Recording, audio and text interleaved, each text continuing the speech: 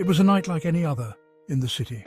The kind of night where the rain doesn't just fall, it pours down as if it's trying to wash away the filth of the streets. I found myself trudging through the downpour, coat collar turned up, hat pulled low. The neon lights of the fast food joint ahead flickered ominously, casting a sickly glow on the wet pavement. I pushed through the door, the bell above it jingling weakly in protest. Inside, the place was almost deserted, save for a couple of soaked souls huddled in the corners. The air was thick with the scent of grease and something else, something hard to place but unmistakably weary. I approached the counter, where the worker stood, a disgruntled figure framed by the garish menu board. His eyes, heavy-lidded and dark, met mine with a look that spoke volumes of long shifts and dreams deferred. "What do you want?" he grunted, voice gravelly as if it had weathered too many cigarettes and too few breaks. "A burger meal?" I replied, trying to sound casual, though my voice felt small against the oppressive atmosphere. The worker didn't so much as nod, just punched in the order with a resigned kind of efficiency. "And what to drink?" he asked, though it felt more like a challenge than a question.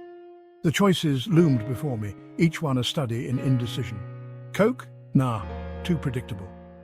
Iced tea? Too pedestrian? My eyes landed on the milkshakes, glistening temptations in vanilla, chocolate and strawberry. I could feel the anxiety bubble up like a pot about to boil over. Vanilla felt too plain, chocolate too heavy, and strawberry. Well, strawberry was a wild card in this gritty scene. "Hurry up, pal!" the worker snapped, pulling me back to the present. The pressure was on, the rain still hammering against the windows like 1,000 impatient fingers. "Strawberry?" I blurted out, the word tasting foreign on my tongue. He raised an eyebrow, a faint flicker of curiosity in his otherwise disinterested gaze. "One strawberry shake. Coming up," he muttered, before disappearing into the back.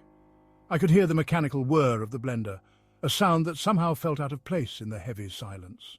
Minutes stretched like hours, each tick of the clock echoing in the empty spaces between us. Finally he returned, sliding the tray across the counter with a practiced motion. "Enjoy," he said, though it sounded more like an instruction than a wish. I took the tray and found a corner booth, the vinyl seat cold against my back. I unwrapped the burger, the paper crinkling in the quiet. The first bite was a revelation, a momentary respite from the night's unyielding gloom. The strawberry shake, sweet and slightly artificial, was a gamble that paid off, its odd comfort cutting through the bitterness of the rain-soaked world outside. As I sat there, savouring each bite, I couldn't help but reflect on the absurdity of it all. In a city that never slept, where shadows held secrets, and every corner whispered tales of woe, sometimes the biggest dilemmas were the simplest ones. And on that noir night, in the heart of the storm, a burger and a strawberry shake were the only answers I needed. Until the next time, my friends. Stay dry and remember, in the dark, even the smallest light can guide your way.